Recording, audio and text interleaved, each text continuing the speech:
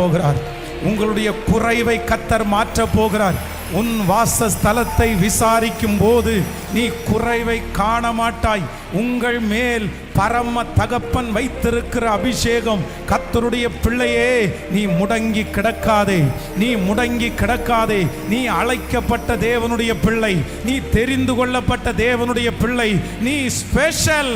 ஆண்டவர் தாயின் கருவில் உருவாகும் உன்னை விசேஷமாய் கர்த்தர் தெரிந்து கொண்டார். ஆண்டவர் வாக்கு கொடுக்கிறார், நான் உன்மேல் வைத்திருக்கிற அபிஷேகம் அது எல்லை உள்ளது அல்ல, எல்லை அற்றது. இந்த சத்தத்தை கேட்கிற நிறைய பேரை கர்த்தர் தட்டி எழுப்ப போகிறார். உங்களை பயன்படுத்த போகிறார். கர்த்தர் சொல்லுகிறார், நீ எவ்வளவு தூரம் நடக்க முடியுமோ, நீ எவ்வளவு தூரம் நடக்க முடியுமோ அவ்வளவு தூரம் நடந்து போ. நீ கால் மிதிக்கிற தேசத்தை உனக்கு நான் தருவேன்.